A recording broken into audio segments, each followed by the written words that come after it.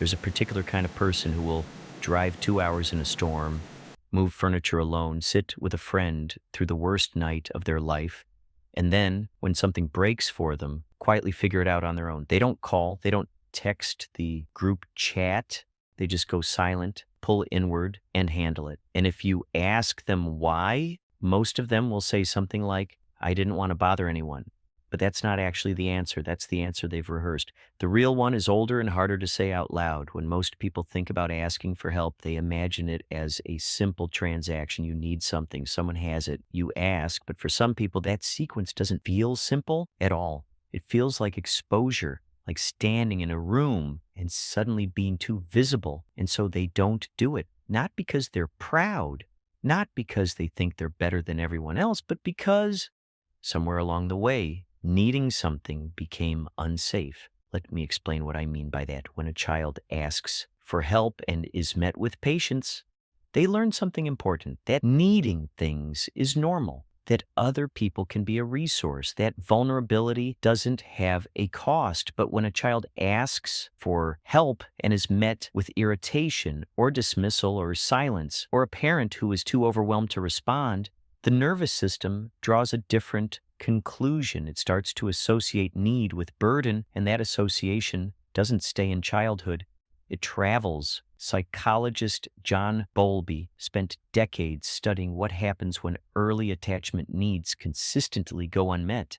What he found was that children in those environments don't stop having needs. They stop showing them. They develop what's called a dismissive or avoidant attachment pattern, an internal rule that says, handle it yourself, rely on yourself, because relying on others has a cost you can't predict and can't afford. That rule was useful once. It kept things stable in an environment where stability was hard to find. But the brain doesn't automatically retire old rules just because the environment changes. It keeps running them quietly in the background long after they've stopped making sense.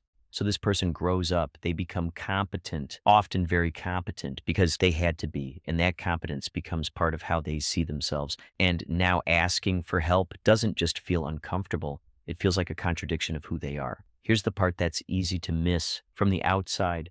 It doesn't look like struggle, it looks like capability. The person who never asks for help is usually the one everyone else leans on. They show up, they follow through, they hold things together. And because they appear to be managing, nobody asks too closely. And because nobody asks, they never have to find out whether anyone would actually show up for them. That uncertainty is doing a lot of work. Because if you ask and someone comes through, that changes something. But if you ask and they don't, or they come through halfway, or they make it slightly about them, that confirms what the nervous system already suspected. And that risk, the risk of asking and discovering you were right to keep things to yourself, is something the brain quietly decides isn't worth it. Think about someone like Marcus, not a real person, but a very real pattern. He's been going through something difficult for months, a job situation that feels like it's slowly closing in. He hasn't told anyone the full picture. His closest friend has noticed he seems off and asked twice. Both times Marcus said he was fine. A little tired, maybe. He believed it when he said it, because he's learned to compress the weight of things down until they take up less space, and he's so good at it now that sometimes he genuinely can't locate where he put it. The friend eventually stops asking, not out of cruelty. They just don't know there's anything to push toward, and Marcus keeps compressing. This is the quiet cost of never asking for help that doesn't often get named. It doesn't just affect the person carrying it. It shapes every relationship around them, because intimacy requires reciprocity. It requires both people to sometimes be the one who needs something. And when that never happens, when one person is always the capable one, always the one doing the holding, the relationship quietly flattens. It stays friendly, it stays warm even, but it doesn't deepen, because real closeness lives in the moments where someone sees you when you're not okay and you let them. There's also a physiological cost.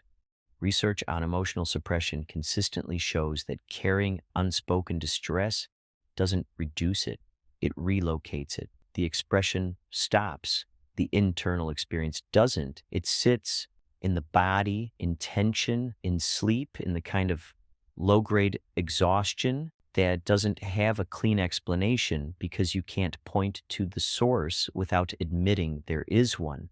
And yet the pattern continues because the logic underneath it feels airtight. I've managed this far, I'll manage this too. And usually they're right, which is the problem, because being right about that reinforces the belief that help was never necessary, that reliance is weakness, that needing people is something other people do.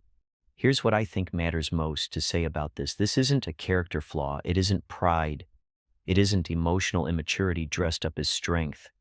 It's a survival strategy that was built under real conditions, for real reasons, and it worked.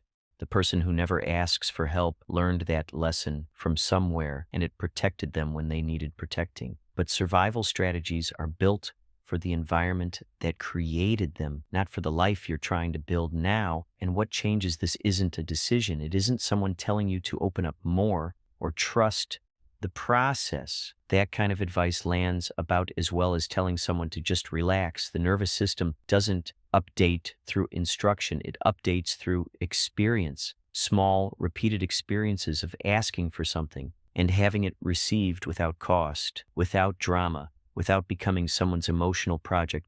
It usually starts with something small, a favor, an honest answer to "how are you?" that isn't fine, a moment of not managing perfectly and not immediately bracing for the consequences.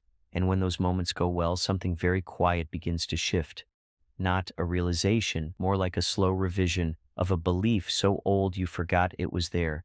If you recognize yourself in this, if you're the person everyone counts on, the one who handles it, the one who says it's fine and means it and also doesn't mean it, I'm not going to tell you to just ask for help more. That advice was never the problem. What I'll say instead is this: the version of you that learned to carry things alone was doing the right thing with what they had. But that version was built for a different set of conditions, and the cost of keeping that strategy long past when you needed it is that you stay alone, even in rooms full of people who would genuinely show up for you if you let them. That's not strength, that's just a very old habit that never got updated.